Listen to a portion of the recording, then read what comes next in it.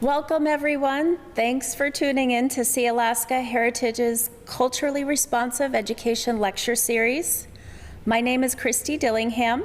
I work as the Education Director here at SHI. If you're tuned in through YouTube, please remember to add your live comments to that section. We'll be posting questions to our lecturer at the end. But first, let me tell you about the goal of this lecture series is to unveil the educational inequities and social injustices that have long been part of the education system and history in Alaska. This series will feature presenters who will speak on topics to help the community expand its understanding of the legacy of colonization and the impacts on education as it relates to Tlingit culture and history. This series is part of SHI's goal to promote cross-cultural understanding.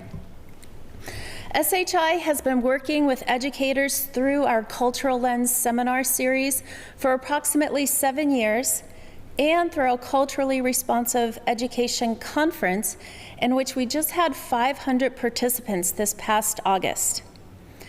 It's time for the general public and the broader community to be part of this learning and these deeper conversations around culturally responsive education. Today is the second lecture of our series, and we have Dan Monteith with us, and he'll be talking about History and Healing, a Story of Douglas. Dan Monteith holds a doctorate in anthropology and does research and work in a variety of subjects within anthropology. He began his research in Southeast Alaska over 30 years ago, living and working in Saxman, helping the community maintain their subsistence priority and rural designation. Dan has been an anthropology professor at the University of Alaska Southeast for over 20 years. And when he moved to Juneau, he began collaborating with Huna and Yakutat, doing ethnohistory and geoarchaeological work in Glacier Bay. He is currently developing elder classes and recordings in the Tlingit language, knowledge about the ecology of Southeast.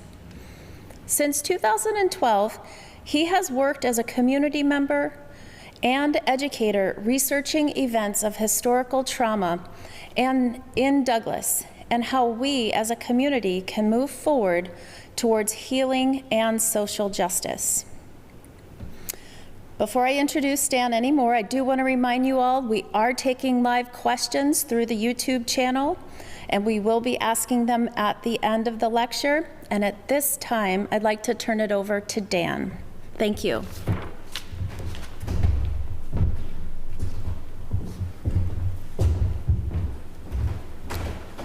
Gunishchish hati adi, yakebustini, Tlingit Chowdnegi, Anyet Gusani. Thank you for coming. Welcome. It's good to see you, honored guest, and noble children, noble people of the land. Aktuasi Gunishchish, Yaktahit Kwan, Gunishchish, Tlinadi Ak Kwan. Aktuasigu Gunishchish Ganachari Taku Kwan. Ach Gunki Gunishchish Wishkitan Ak Kwan. Ka Aktuasigu Gunishchish Yanyedi Taku Kwan. Danik Ayachat Tekwedi Chutz Nakatsati. Gunishchish. Thank you to See Alaska Heritage for inviting me to speak today. The title of my talk, of course, is History and Healing, and emphasis on a story of Douglas. Today, my goal with this talk is to think about and talk about why should we examine and discuss historical trauma. I come to you today as more of an educator and community member. I'm not an expert. Some days folks don't even call me an anthropologist. If they do, there's all kinds of loaded things about that. Finding your voice in the community and educational dialogue. For me, it's been a journey on this topic, and I'll talk about that a little bit. For educators, finding your voice. Where do you fit in this community on this educational dialogue? What happened in our community in terms of historical trauma? And then how is the Tlingit community finding resilience and healing today and in the past? A big Atlain Gunishchish to the elders. I want to recognize them first. Some of these elders here have become the ancestors, and it's always a little sad for me to read this list. Nora Dauenhauer, William Fawcett, Paul Marks, John Morris Sr., Marie Olson, Helen Sarabia, Henry Stevens, David Katzig. These were folks that were asked by Douglas Indian Association to do interviews and record about the historical traumas in Douglas, specifically the building of a school over Native graves in a cemetery. I'd also like to acknowledge in my work, Lori Wright's work and her extensive work of interviewing elders was a contributing source to my work. Also, with every sort of research, you stand on the shoulders of other folks who have done a lot of work. And two important documents on this topic come from the Douglas Indian Association, a report to the Douglas Indian Association done by their members in collaboration with the Indian Law Resource Center, and then their document, A Quest for Justice. How did most of us hear or learn about the historical trauma? And in this case, I'm talking about how Douglas, the school district back in the 50s, built a school over the ancestors, over grave sites and a cemetery. Most of us, I had heard about this, but it was really June of 2012. I had just come back from going off, doing a little bit of a trip, kayaking and fishing, and looked at the newspaper, heard on the radio that as work was being done, renovation work in front of the Gastineau Elementary School, what it was called then, Gastineau Elementary, that construction workers had uncovered some human remains, a gravestone marker. When they encountered these graves and these human remains, they stopped work. Many of the folks who were involved with this and talked to the construction workers said they did an exemplary job of stopping, being respectful, even knowing what they were getting into when their machinery and works started uncovering the human remains. That started a very difficult dialogue for the community, for all the Native organizations in this community. Douglas Indian Association, as the locally, federally recognized village entity, was one of the ones that took a lead. See Alaska and elders here, Tlingit and Haida. and what to do. Never an easy decision on how to go forward. And here are some of the voices. Some of the voices from some of the clan leaders and native leaders and others.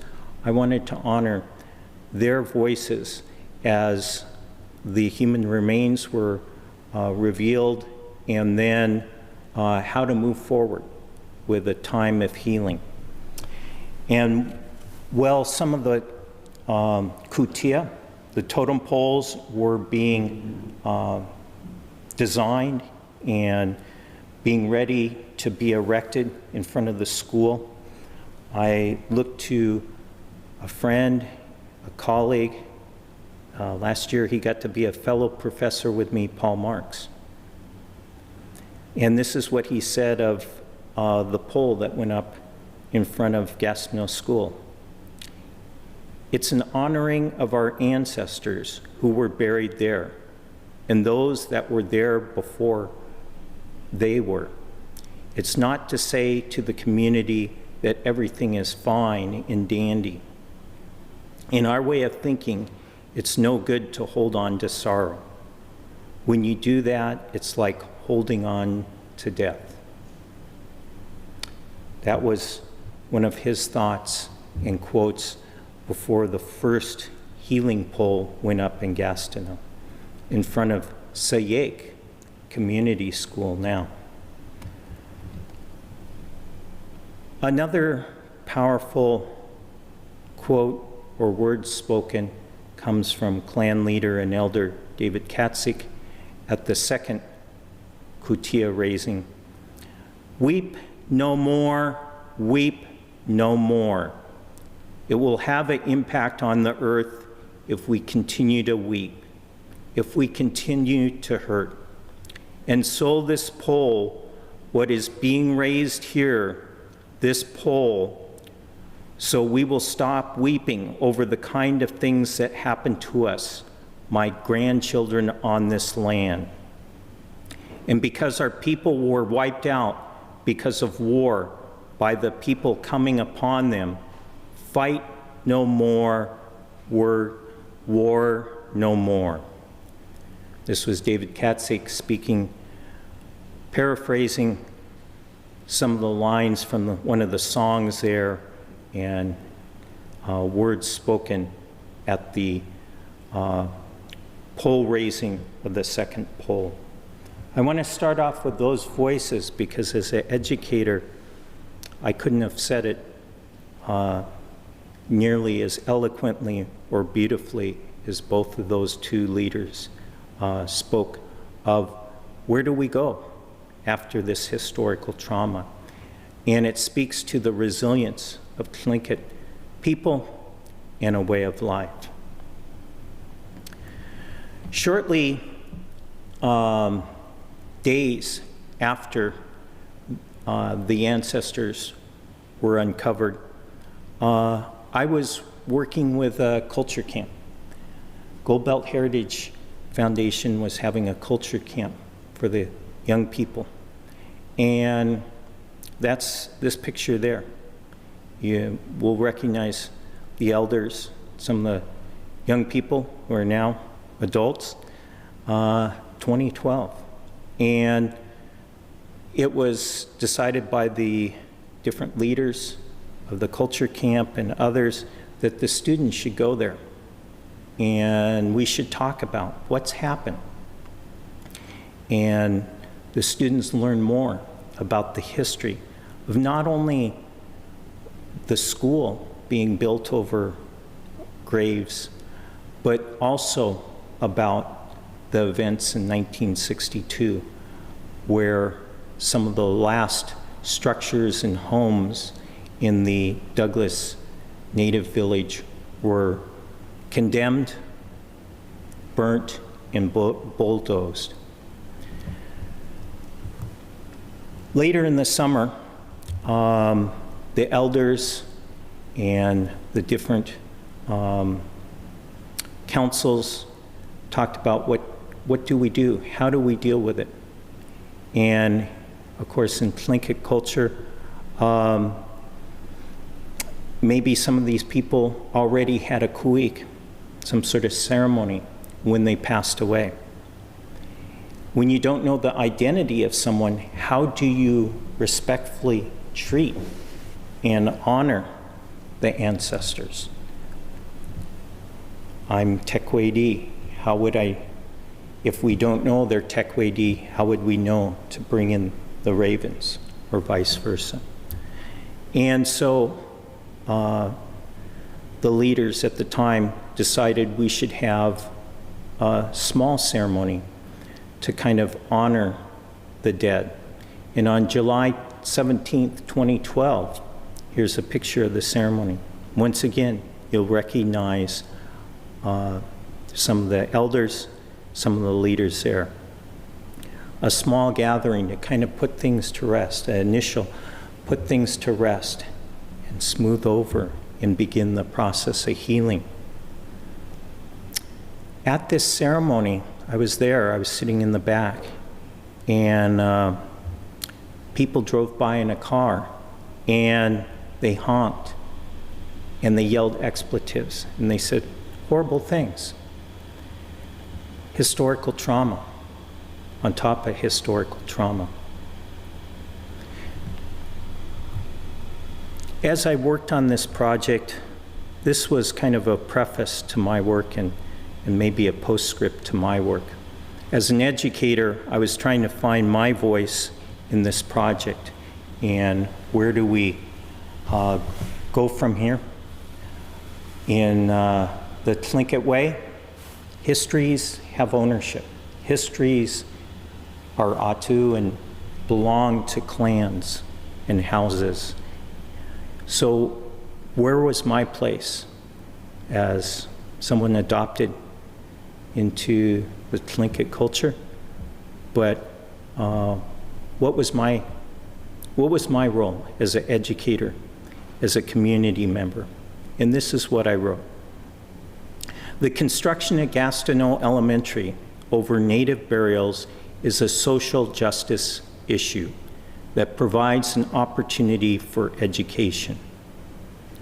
This incident should be discussed in our community and schools, not to open old wounds or to assign blame, but rather to acknowledge a history of injustice and ensure that such treatment of Alaska Native ancestors never happens again.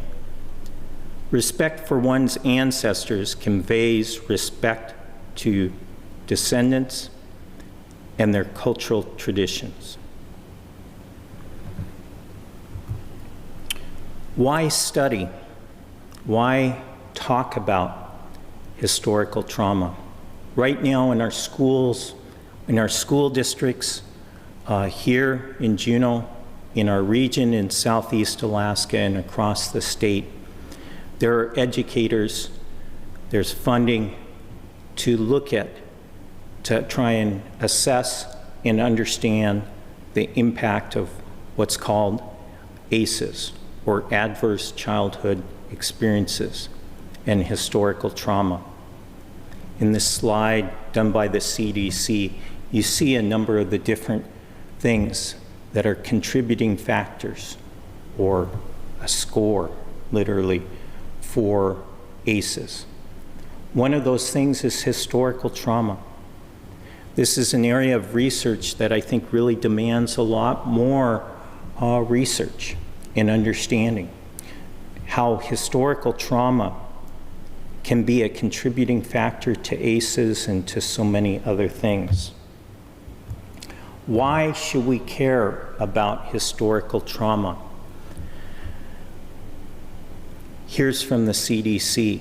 Improper for ACEs and historical trauma can potentially lead to improper brain development, impaired cognitive or learning ability, social, emotional skills, lower language development, blindness, cerebral palsy from head trauma, higher risk of heart, lung, liver diseases, obesity, cancer, cancer, high blood pressure, and high cholesterol, anxiety, smoking, alcoholism, and drug abuse. There have been talks in this very hall you can see online where medical practitioners, health practitioners talk about these very things. What's the cost of historical trauma? Here's some things put out by the CDC. The total lifetime economic costs from new cases of fatal and non-fatal child abuse and neglect in the United States in 2008 is approximately $124 billion. The estimated average lifetime cost per victim of non-fatal child abuse or neglect, 2010, so forth. Child health care cost, adult medical cost, productivity losses, child welfare costs, criminal justice costs, special education costs, so on and so forth. These are some of the costs involved with what I think and correlates with historical trauma. What do Indigenous scholars? I am not an Indigenous scholar. I am not an Indigenous expert. And I just want to put that out there right now. I'm merely an educator and a community member concerned about historical trauma. Transcending Historical Trauma by Dr. Braveheart. Our purpose is to heal from the unresolved grief that accompanies trauma. The strong side, the uplifting side, historical trauma, there's a lot of cultural resilience, powerful things in this community between clan leaders, elders, Tlingit way of life provides a pathway for resilience. Several factors that increase cultural resilience, and this is by Indigenous scholars. Relevant concepts include a strong social, emotional connection with others that promotes group identity. Think about this, educators. A high value of community. Cultural adaptation, or the need to be bicultural. Spirituality, promotion of future generations, seventh generation. We're living not for ourselves, but for those generations down the road. Well-being and creativity. Use of music and humor to cope with oppression. None better other than the humor of our elders and clan leaders and speakers when they get up at events. Address these in terms of their influence on the creation of conditions that aid in overcoming the effects of historical trauma. These are all things that we can do. When our students at University of Alaska Southeast had a Power and Privilege conference, and we were talking about the impacts of historical trauma and power and privilege and other things, this was what they came up with. We will succeed with the love of the people. Kusakan, one of my favorite words, love in Tlingit. As educators, there's not just the 2 episodes or the few episodes of historical trauma I'll talk about today, but here are ones to think about that we can talk about. We need to talk about because these are all episodes of historical trauma that impact our people in this community and region. Euro-American contact, smallpox. We're potentially on the cusp of really maybe some tough times, I hope not. But with COVID, smallpox may have, with some different communities and groups, there were a wave of every 30, 40 years, people were taken out with smallpox. A fatality rate of 40 to 90%. predicted by epidemiologists looking at historical factors. The bombing of different communities in Southeast Alaska. Boarding schools. My Tlingit mom one time told me the story of when she was at Sheldon Jackson and how she watched just a classmate be punished for speaking her language, saying "Gunish cheese" to a fellow student who had handed her a pencil when she broken her own pencil. "Gunish cheese, what did you say?" Took that student out, put a bar of soap in her mouth. My Tlingit mom had a hard time speaking the language again after that. Relocation for missions and schools. Assimilation policies. All the different things we can look at, and Misha will be talking about education. We can look at Alaska Native law and how assimilation policies have contributed to what I would say historical trauma. The Tongass National Forest, the burning of smokehouses, the preventing of people from going out and getting their foods, Atakai. Glacier Bay National Park and Preserve, preventing people from going into the breadbasket of their area. Destroying Tlingit fish weirs and smokehouses. Building a school over graves and cemetery. And burning and bulldozing of a community right here in Douglas. What's one of the ways in which we can promote cultural resilience as educators and community members? I said a long time ago when this first happened, we need to change the name, at least, of the school and recognize, uplift the ancestors. Today, Sayek Gastineau Elementary. I hope in the future they will change the name just to Sayek in honor of the Tlingit name. I'm happy to also say that I think this week the Juneau School District School Board decided, I think it's in the works, to change Glacier Valley Elementary School, and they're going towards the name of Sit Iti Chinook, the valley the glacier left. Hans Chester's work as an educator in that school, advocating for it, and many other community members, Native leaders.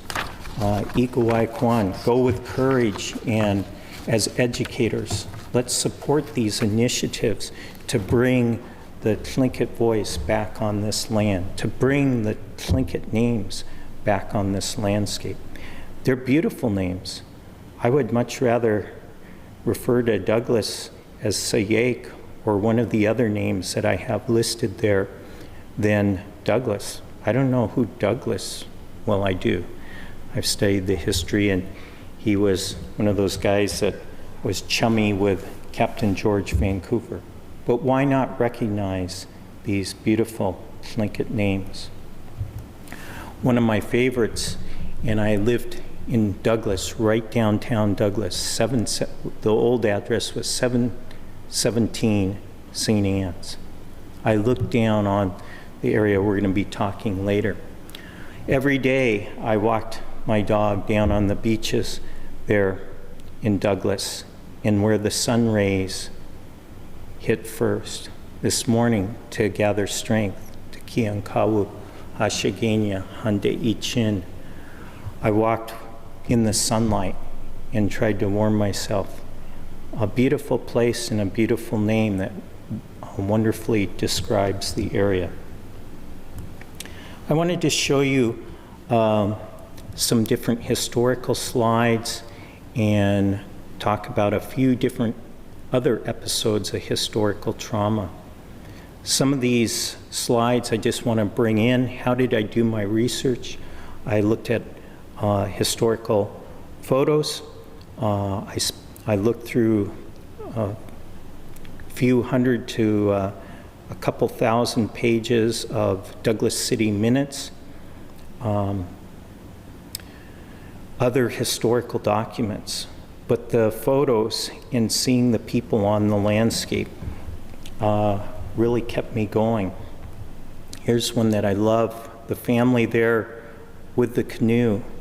For educators, a photo like this is an opportunity. I stand there with students who are kindergarten to college students, and I say, let's try and find this on Sandy Beach. Where was this photo taken? And think about urbanization. Think about settler colonialism and how the landscape has been changed. Think about how industrial mining has changed that landscape when we look at, that's Mayflower Island, right? Say not, Mayflower Island. This industrial mining that changed Douglas so much started, of course, with the Treadwell mine. Started in the 1880s, and that's a history of both sides here, Juneau and Douglas. And quickly, this industrial complex set up there around where the people had their villages and fish camps and so many other things. Treadwell Mine, 1891, you can see it growing. Cultural resilience. The strong clan leaders here, we have both Takuquan and Akaquan in the picture. And how they were fearless. They were brave in the face of colonialism. Some of the clan leaders of my clan in Kwan, my adopted clan in Kwan, were hauled off to Morningside Asylum for speaking in tongues and being criminally insane. At the same time, the elders and clan leaders up here were also speaking out, trying to protect their land and their things. Historical trauma. Here I just like seeing the people there right next to the ore tracks.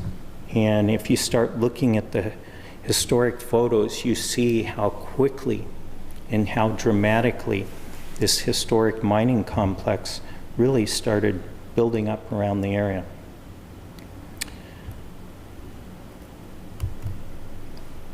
The number of people it brought in, the outsiders, the colonial settlers, if you will.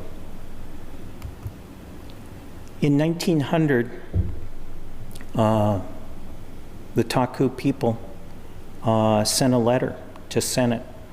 Senator Hitchcock, chair of the Indian Affairs Committee. And in this document, they're asking for a place so that they could have schools in the Juneau Douglas area, in the Douglas area specifically. Documentation of their interest in setting aside lands for a school in which they could educate their young. A few years later, of course, and Misha, I'm sure, will talk, I know she will, about the Nelson Act, which really creates this dual school system. I'm sure she'll go in more detail. In the language of this Nelson Act, you can see systemic racism. There's the industrial mining complex getting bigger and bigger. Quickly, they built out a causeway to Mayflower Island. Later, there would be the causeway that goes out to Mayflower Island today. Big ships came in to the area to haul away the ore. You can see the tracks, the infrastructure that was built there along from the mine, along the beach to the place. In 1910, the Taku tribe, once again, wrote a letter to the Secretary of Interior. This time they were talking about the trespass and taking of lands and asking for assistance from the Secretary of Interior and the federal government. Historical trauma for the people who lived in Douglas. There were three fires. Well, classically, educators will say, how many fires were there in Douglas? In 2012, I started saying, how many fires are there? And in college classes, I would say, at the end, I would say, actually, there were 4. And we'll end with the 4th one today. In 1911, March 10th, 1911, a big fire. And here, 21 structures were burnt down. And the 3 fires, 1911, 1926, many native homes burnt to the ground.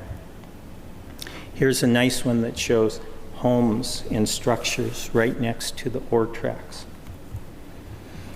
When we talk of historical trauma and talk of schools and the schools built in Douglas and throughout Southeast Alaska, of course, the assimilation policy. I told you the story of my Tlingit mom, Dorothy Denny, and how she was treated. And here's a quote that I see oftentimes here in Juneau and Douglas and that educators talk about. Children being punished for speaking their language. Nora talked about in the Mayflower School that's there today, how she was punished and ridiculed. Ecocide, historical trauma. As the mine was there, this is, someplace there in Sandy Beach, and I used to have non-native folks go, wow, they harvested a lot of herring there. This is ecocide, where the chemicals that the mining company was using, that they were using in the process, were literally killing the herring. And we wonder why we have diminished herring runs today, or some folks do. Resilience, the Douglas Alaska Native Brotherhood and Sisterhood. I love looking at this picture with folks like Nora and Marie and others in identifying family members there. The efforts done by the Alaska Native Sisterhood and Brotherhood to first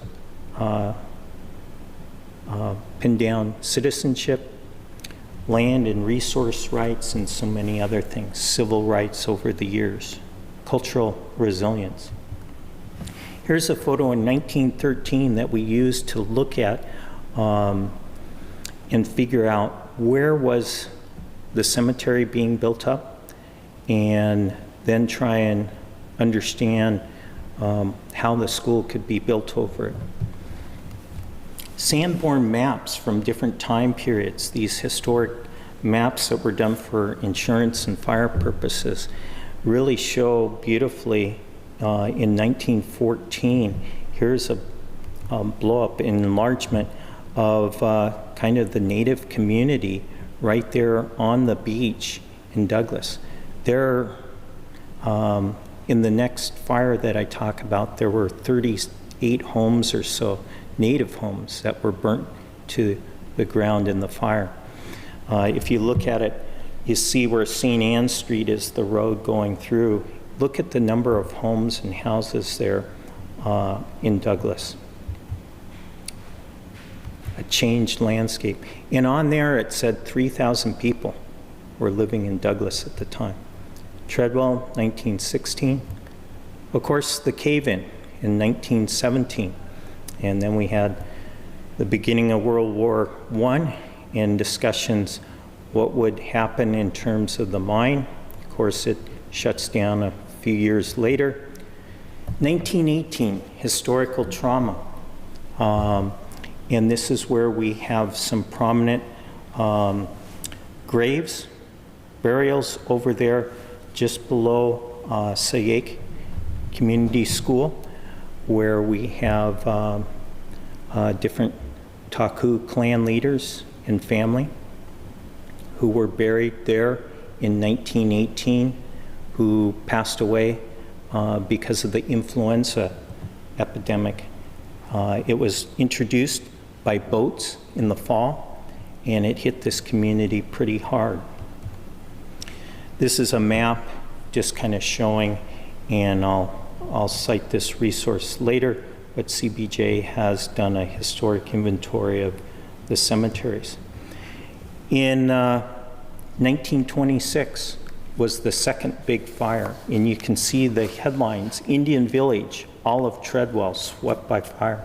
This was the one, as I remember when I was looking through the historic newspapers, said that about 38 native homes were burnt to the ground. We studied and we looked at photos here, and I was asked to come on this project by Douglas Indian Association and Gold Belt Heritage to work with CBJ to try and find out how could a school be built over native graves and cemeteries. And the long and short is a topic that's very much spoken about today. Institutional racism, systemic racism. Plain and simple, many of the old timers that I talked to informally, they knew there were graves there. And so these photos looking at in the 1930s when the road was built there, very revealing about, we couldn't find any that had really good photos of the road going through there when they were building the bridge. But we do know from historic records that 30-some graves were actually relocated at the time when they kind of put the road through and expanded things in the 1930s. There's the road work, of course, in Douglas. And then in 1937, we have, of course, another episode of historical trauma, the big fire there. This fire not only burnt down many native homes and non-native homes and, destroyed homes, but it also destroyed and lost in the fire were all kinds of birth certificates and other things. So when we were trying to understand who might have been buried and where they might have been buried, a lot of those records were lost in the fire. And of course, after the fire, school that's still there, where the Montessori now, I believe, rents or leases the property that's owned by CBJ, this little historic school. And Paul Marks, if I remember, was one of the last classes, and then he switched over and finished his last year at Sayek, Gastineau. How could they build a school over native graves and cemetery? And Rob Steedle asked me to look for the smoking gun, and the smoking gun, as I started to look at, I didn't find any one perpetrator and that, but it was quite clearly the Douglas City Council. And you go, how could they do it? And then you start thinking about the history. And it was 1945, of course, that the anti-discrimination bill was passed.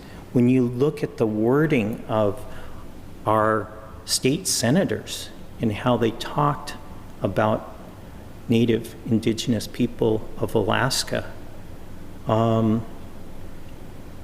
racism, systemic racism.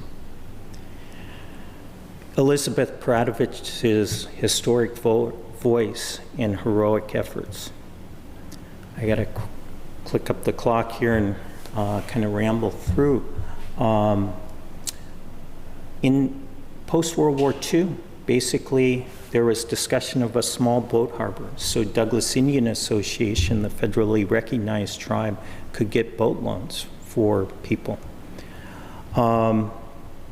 In the early 50s, they were looking at a new place to build a new elementary school. And there were different documents looking at Douglas City Council's minutes, very cryptic.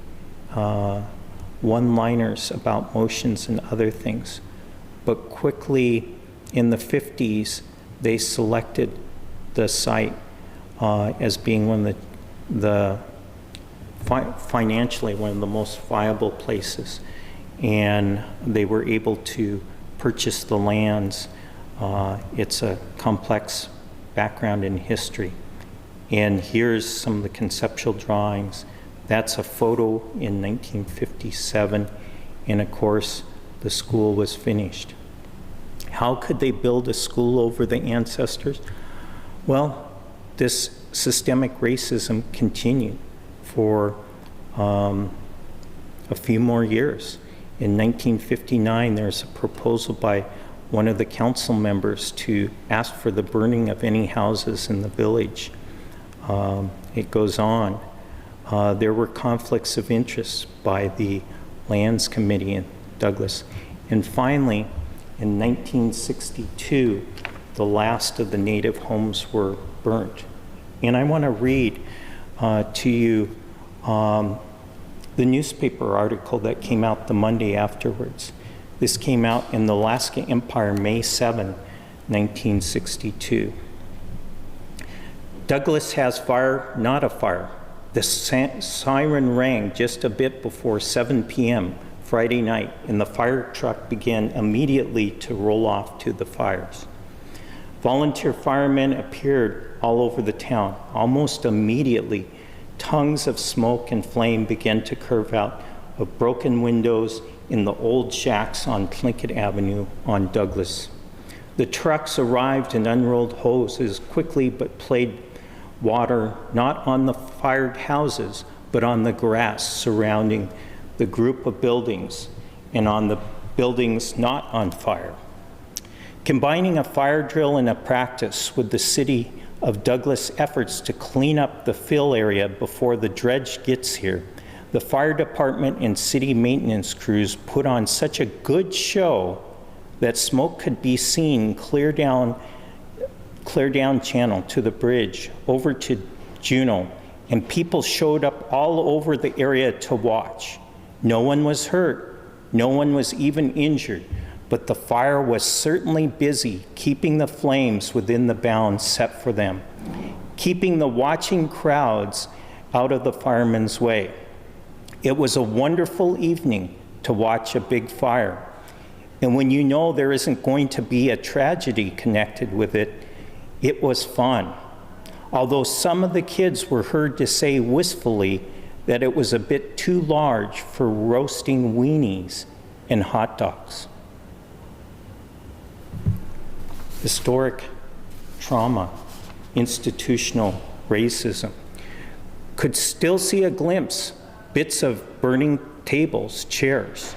The crowd grasped, excited oohs and ahs. The boys in the watching group of people began chucking the hut with stones.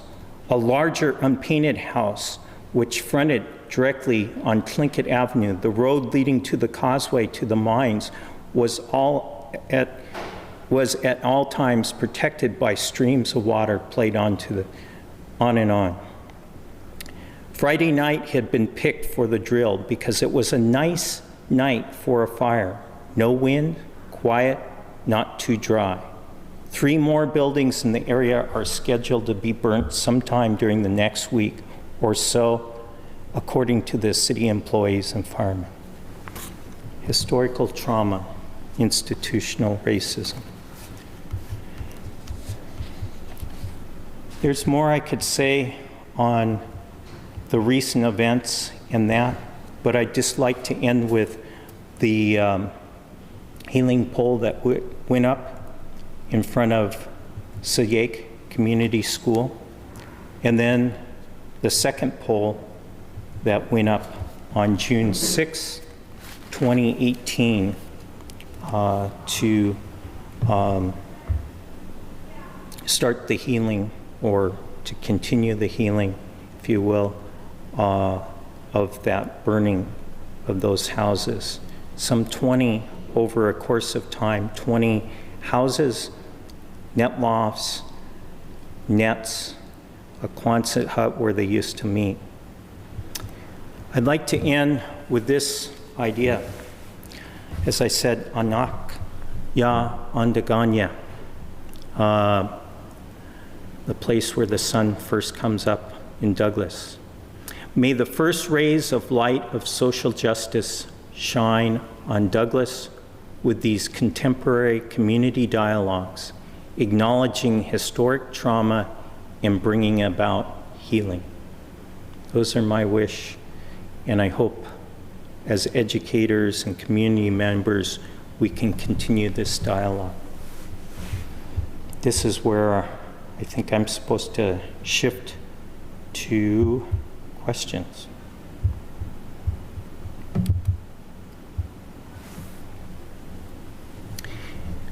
So I am looking at questions here. First question was, how many hours of research did it take to find the primary sources, historical documents, to develop and piece together this story?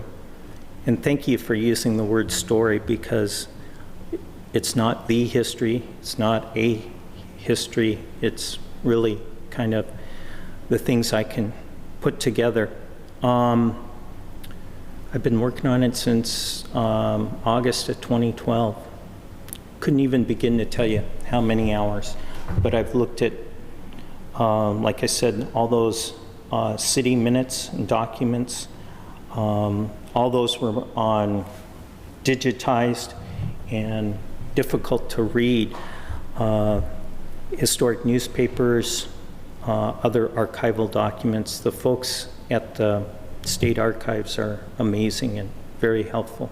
In those last photos of the burning of Douglas, there's a story there, and then finally finding that newspaper article. I mean, that, to me, it's horrible, but it also captures the tone of the day of systemic racism. I don't put that on there, but how people could kind of make fun of an event like that, that's historical trauma, and we need to see that to understand how people were hurt. The second question, so a long time, a lot of time invested in it, and as I was preparing for this, a lot more time thinking about so many different things. The second question is, the article you read dated back to 1962, highlighted and praised the work and the burning of the homes. It downplayed the tragedy and trauma experienced by Tlingit families. How do we as a community ensure this story is shared more widely? Read it. The article is the Alaskan Empire. What did I say? Alaskan Empire, May 5th, 1962. It's on microfilm. You got to get out that roll. The wonderful staff at the Alaska State Historical Library can help you. I've got it kind of in digital form, and I show it in my college classes from time to time and read it. You know, I think hopefully we've gotten to be a little kinder and gentler community. We still have a long ways to go, and there's still those issues of prejudice, and for me it's hatred. You know, racism, we're one race, the human race, but that said, there's institutional racism that's still prevalent in every institution in this community. There's systemic racism still in this community, and that's where, as community members, I hope we can really come together. And my dream is that all these young people I've played maybe a little part in helping raise and grow up, that it'll be a healthier, happier place for all young people and community members. So I hope that answered the question. Christy says no more questions. So, Aktuasigukunish, Suyekwasatin, and let's all be strong educators, community members, these stories need to be brought out. They're painful, and we need to find ways of continuing to heal and really go beyond healing and think about social justice and reparation for some of these injustices. Goodness, Chish, thank you.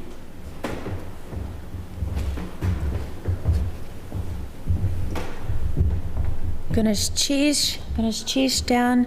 We really appreciate your words, your wisdom, your research, and you sharing this story with us.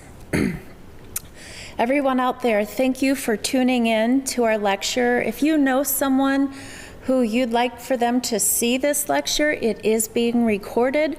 They can tune into our YouTube channel and watch it at a later time. Our next lecture will be September 15th from noon to 1. Again, it will be recorded. It's with Misha Plunkett-Jackson, and she'll be talking about the history of Alaska Native education.